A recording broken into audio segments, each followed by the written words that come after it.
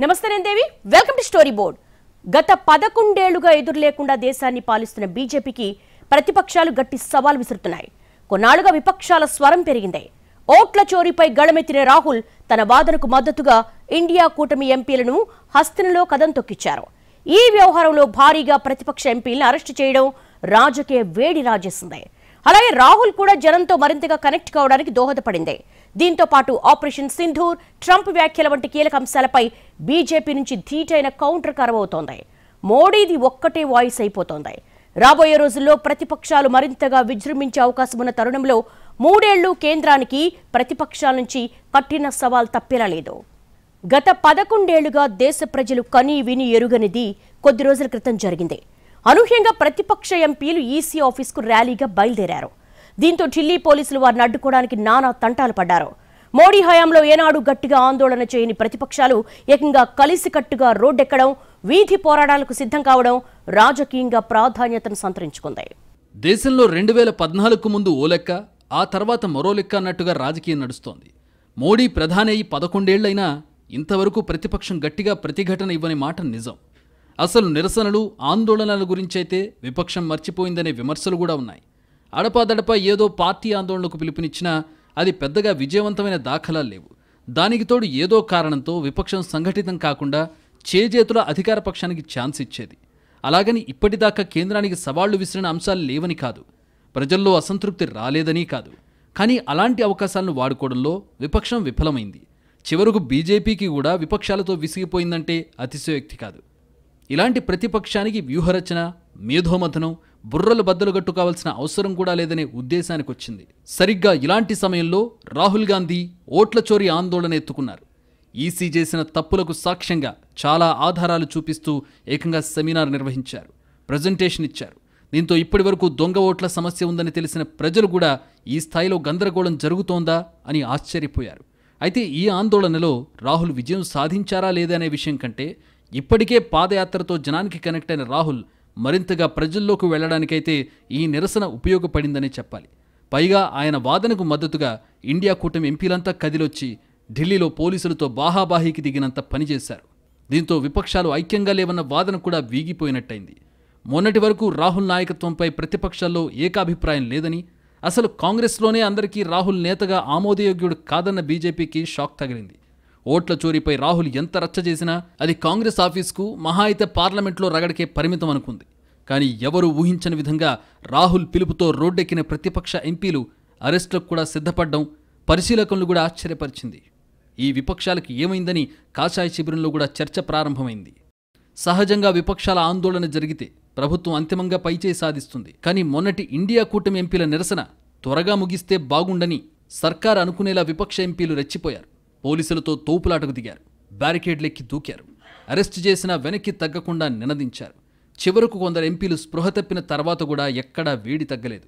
ఆ రోజంతా ప్రతిపక్ష ఎంపీల ఆందోళనే హైలైట్గా నిలిచింది. అయితే విపక్ష ఎంపీలు ఈసీ బిల్డింగ్కు చేరకముందే ప్రభుత్వం అరెస్టు చేసినా వారి వాయిస్ను మాత్రం బలంగా తిప్పికొట్టలేదనే అభిప్రాయాలు వ్యక్తమయ్యాయి.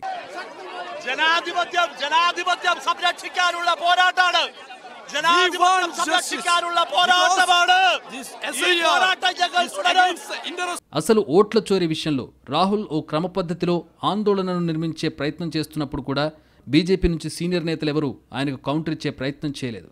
చివరకు ఈసీనే ప్రధాన ప్రత్యర్థిగా మారి రాహుల్కు కౌంటర్లు ఇవ్వాల్సి వచ్చింది. ఓ దశలో రాహుల్ ఈసీ బీజేపీ తరపున వకాల్తా పుచ్చుకుందని కూడా అన్నారు. అదే బీజేపీ నుంచి సరైన ప్రతిఘటన ఉండి ఉంటే ఈసీ ఈ స్థాయిలో బదనాం కావాల్సిన అవసరం వచ్చేది కాదు. ఇంత జరుగుతున్నా కూడా బీజేపీ నుంచి రాహుల్ ఆరోపణల్ని, ప్రతిపక్షాల నిరసనల్ని ఖండించడానికి సరైన వ్యక్తులు ముందుకు రాలేదనేది చోద్యంగానే చెప్పుకోవాలి. అటువైపు నుంచి మోడీ ఒక్కరిదే వాయిస్ కావడంతో ప్రతిపక్షాలు క్రమంగా తమ వాయిస్ పెంచి సర్కారును ఉక్కిరిబిక్కిరి చేయగలిగాయి. ప్రజాస్వామ్యాన్ని ప్రాసనం చేసేలా ఎన్నికల కమిషన్ వ్యవహరిస్తోంది అనేది ప్రతిపక్షాలు ఒక బలమైన ప్రచారాస్త్రంగా వాడుకున్నాయి. ప్రతిపక్షాలకు చెందిన వందలాది మంది ఎంపీలు నిన్న ప్రతిపక్ష అగ్రనేతలు రాహుల్ గాంధీ, ప్రియాంక గాంధీ, అఖిలేష్ యాదవ్ ఇలాంటి వాళ్ళందరూ కూడా మార్చ్ చేశారు. ఎలక్షన్ కమిషన్ ఒక రాజకీయ పార్టీ మౌత్ పీస్ లాగా పనిచేస్తుంది. సో నేను అనేది అంటే రాహుల్ గాంధీ ఆరోపణలకు కానీ ప్రతిపక్షాల ఆరోపణలన్నీ నిజమా అబద్ధమా అనే డిబేట్లకు కూడా వెళ్ళడం లేదు. కానీ ఒక ఎన్నికల కమిషన్ అనేది ఒక స్వతంత్ర రాజ్యాంగబద్ధమైన వ్యవస్థ. ఆ వ్యవస్థ ఒక రాజకీయ పార్టీలతో, రెస్పాన్సిబుల్ పొలిటికల్ పార్టీస్తో ఏ రకంగా వివరించాలి? రాజకీయ పార్టీలకు అనుమానాలుంటే తీర్చే వ్యవస్థగా ఉండాలి. రాజకీయ పార్టీల విమర్శలను నిజముందా లేదా అనే ఆత్మపరిశీలనకు వాడుకోవాలి. కానీ అపోజిషన్ పార్టీస్ పైన అధికార పార్టీ మౌత్ పీస్ లాగా ఎన్నికల కమిషన్ దాడి చేస్తోంది. నోట్ల రద్దు, జీఎస్టీ, మణిపూర్ అల్లర్లు, ఆర్టికల్ 370 రద్దు లాంటి క్లిష్టమైన అంశాలను కూడా విజయవంతంగా డీల్ చేసిన బీజేపీ అప్పట్లో ప్రతిపక్షాల నిరసనలు పెద్ద స్థాయికి చేరకుండా అడ్డుకట్ట వేయగలిగింది. కానీ ఓట్ల చోరీ అంశాన్ని మాత్రం తక్కువ అంచనా వేసినట్టు కనిపిస్తోంది. అందుకే విపక్ష ఎంపీలు రోడ్డెక్కినా, చివరకు అరెస్ట్ అయినా కూడా ధీటైన కౌంటర్ ఇవ్వకుండా చోద్యం చూస్తుండిపోయింది.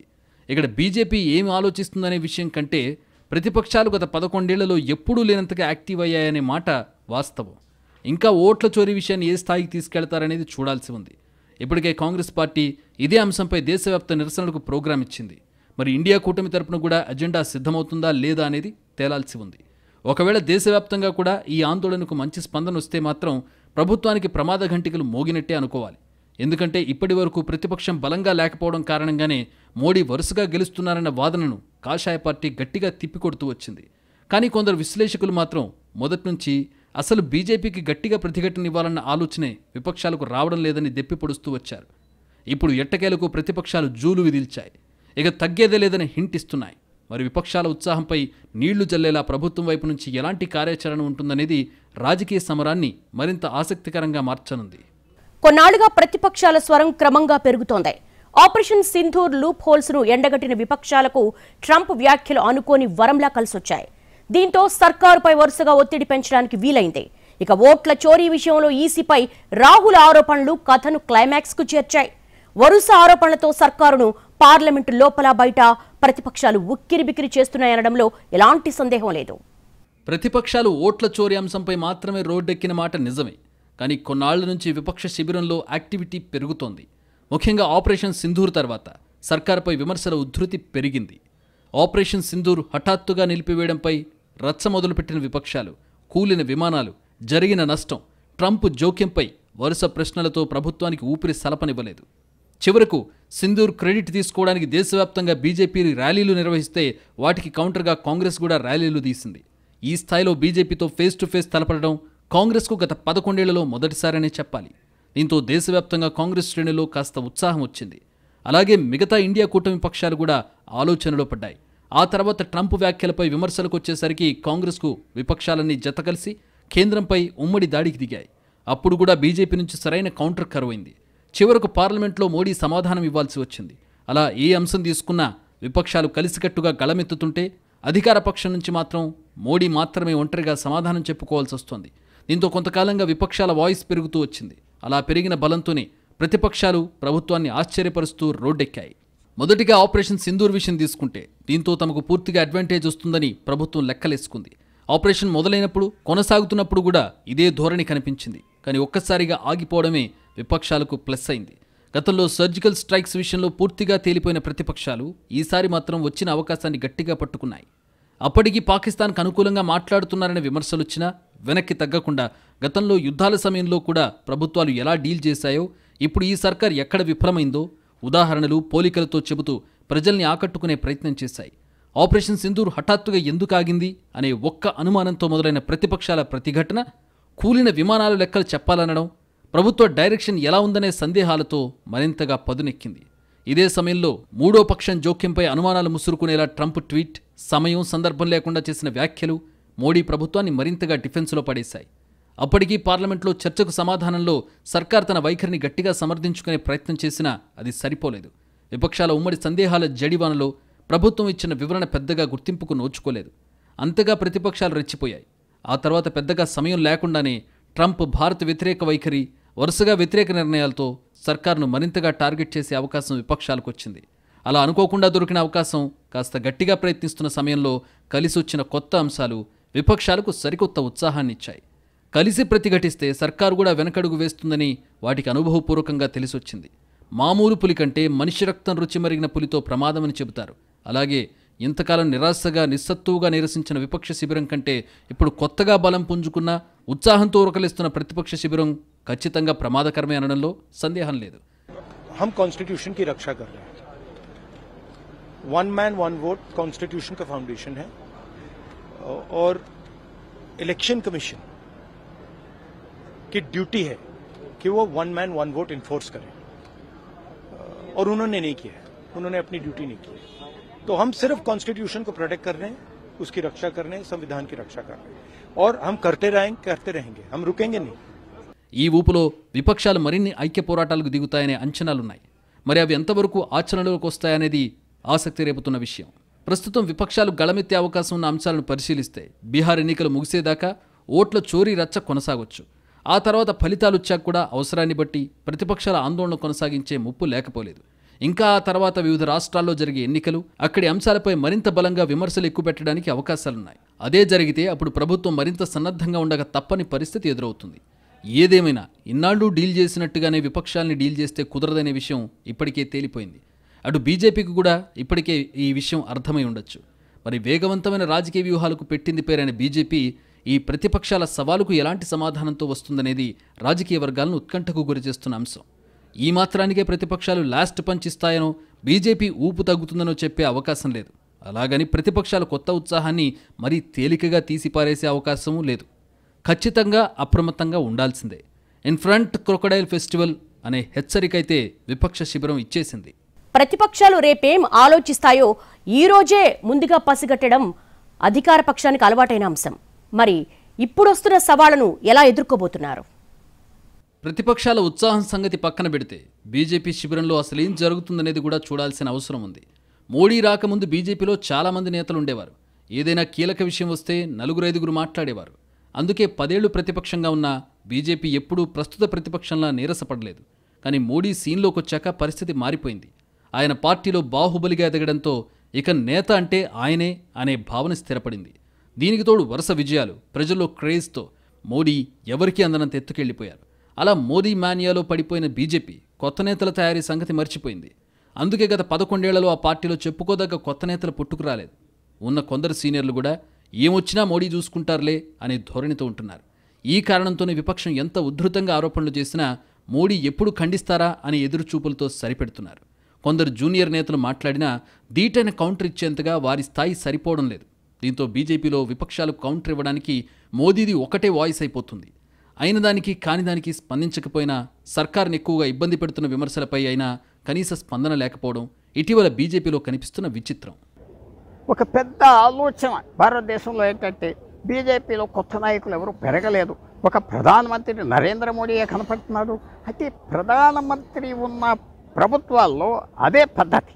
400-500 సంవత్సరాలు బట్టి ఏ ప్రభుత్వం ప్రపంచంలో ఉన్నా ప్రధానమంత్రి ఉన్న ఉద్యోగం అంటే ఆయన నంబర్ 1, తర్వాత అందరూ ఆయన వెనకాల. ఆయన చెప్పే మాటే గవర్నమెంట్, ఆయన మాట్లాడాలి గవర్నమెంట్ తరఫున, ఆయనకి ప్రత్యేకత ఉంటుంది.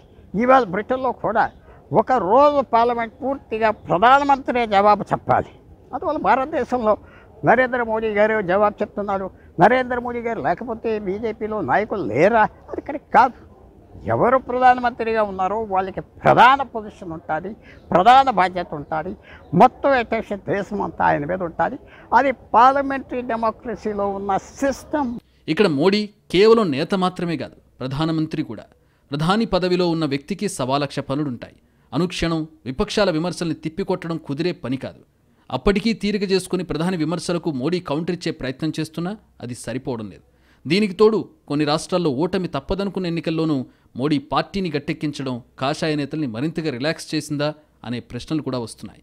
ఇలాంటి ప్రశ్నలకు తావిచ్చేలా మాత్రమే కాదు, మరింత బలం చేకూర్చేలా బీజేపీ నేతల వైఖరి ఉంటోందనడంలో సందేహం లేదు. కానీ ప్రతిపక్షాల విషయంలో ఇప్పటికైనా అప్రమత్తం కాకపోతే బీజేపీకి కఠిన సవాళ్లు తప్పదనే అంచనాలు వెలువడుతున్నాయి. ప్రస్తుతానికి బీజేపీకి ప్రతిపక్షంపై కాస్త ఎడ్జున్న మాట వాస్తవమైనా ఎల్లకాలం ఇదే పరిస్థితి ఉంటుందనుకోకూడదు. ఎందుకంటే రాజకీయాల్లో ఓడలు బళ్ళు ఓడలు అవడానికి పెద్ద సమయం అవసరం లేదనే సంగతి అందరికీ తెలుసు. ఇప్పటి వరకు మోడీని తిరుగులేని నేతగా బీజేపీ ప్రొజెక్ట్ చేస్తూనే వచ్చింది. కానీ అదంతా ఓట్ల చోరీ మహత్యమే అని రాహుల్ గాంధీ సరికొత్త అనుమానాన్ని దేశం మీదకు వదిలారు. ఆయన వాదనను ఎంతమంది నమ్ముతున్నారనే విషయంపై లెక్కలేసుకుని లాభం లేదు. ఇవాళ్టికి తక్కువ మంది నమ్మారనుకున్నా రాహుల్ ఈ అంశాన్ని మరింత బలంగా ప్రజల్లోకి తీసుకెళ్తే అప్పుడు పరిస్థితి ఎలా తిరగబడొచ్చో కూడా కాషాయ పార్టీ ముందుగానే అంచనా వేసుకోవడం, ముందు జాగ్రత్త పడడం చాలా అవసరం. మరీ ముఖ్యంగా ప్రతి విమర్శకు మోడీ స్పందించేదాకా ఎదురు చూడకుండా పార్టీ నుంచి, ప్రభుత్వం నుంచి సీనియర్లు చొరవ తీసుకుని ప్రతిపక్షానికి ధీటైన కౌంటర్ ఇచ్చే పని చూడాలి. లేకపోతే ఎక్కువ కాలం ఒక్కనైతే ఎక్కువ భారం మోయలేరని విశ్లేషకులు గుర్తు చేస్తున్నారు. ప్రస్తుతం దేశంలో బీజేపీ బలమైన పార్టీగా ఉండొచ్చు, మోడీ తిరుగులేని నేత కావచ్చు. ఇంతకాలం విపక్షం వ్యూహాత్మకంగా, సీట్ల పరంగా, ఓట్ల పరంగా కూడా బలహీనంగా ఉండొచ్చు. కానీ కొన్నాళ్లుగా జరుగుతున్న పరిణామాలు చాప కింద నీరులా ఏదో జరుగుతోందనే సందేహాలకు తావిస్తున్నాయి. దీనికి తోడు అధికార పక్షం నుంచి రావాల్సిన స్పందన రాకపోవడం కూడా ప్రతిపక్షం ట్రాక్ ఎక్కిందనే అభిప్రాయాలకు అవకాశమిస్తోంది. ఇప్పటివరకు ప్రజలు కూడా ప్రతిపక్షాల దిక్కుతోచని స్థితిలో ఉన్నాయని, బీజేపీని గెలిపిస్తున్నారని, ఒక్కసారి అవి నమ్మకం కలిగించగలిగితే ఫలితం మారొచ్చనే గతంలోనే కొన్ని విశ్లేషణలు వచ్చాయి. ఇప్పటికిప్పుడు విపక్షాలపై ప్రజలకు పూర్తిస్థాయిలో నమ్మకం కుదరకపోయినా అప్పనమ్మకం అయితే కాస్తైనా తగ్గుతుందేమో అనే అంచనాలు లేకపోలేదు. నిజానికి మొన్నటి లోక్సభ ఎన్నికల ఫలితాలతోనే బీజేపీ అప్రమత్తం కావాల్సిన అవసరం ఏర్పడింది. ఆ తర్వాత వరుసగా రాష్ట్రాల ఎన్నికల్లో విజయంతో మోడీ క్రేజ్ చెక్కు చెదరలేదని కాషాయ పార్టీ చెప్పుకోగలిగింది. అలాగని మొత్తంగా కాడి మోడీ మీదే పడేస్తామంటే కుదరదని ఇటీవలి పరిణామాలు, ప్రతిపక్షాల దూకుడు నిరూపించాయి. మరి ఈ ఘటనల నుంచి బీజేపీ ఎలాంటి గుణపాఠాలు నేర్చుకుంటుందనేది చూడాల్సి ఉంది. ఆ పార్టీ నేర్చుకునే గుణపాఠాల్ని బట్టే భవిష్యత్ రాజకీయం ఆధారపడి ఉంది. కాషాయ పార్టీ వేగంగా అప్రమత్తమై విపక్షాల ఉత్సాహాన్ని చప్పున చల్లారుస్తుందా, లేదంటే విపక్షాలే ఇంకా దూకుడుగా ముందుకెళ్లి అధికార పక్షాన్ని మరింతగా ఇబ్బంది పెడతాయా అనేది రాజకీయ రంగస్థలంపైనే చూడాలి. ఏతవాత ఇకపై దేశ రాజకీయాలు ఏకపక్షంగా ఉండబోవని, ఖచ్చితంగా పోటాపోటీగానే నడుస్తాయనే నమ్మకం కలిగించడంలో అయితే ఇటీవలి పరిణామాలు విజయం సాధించాయనే చెప్పాలి.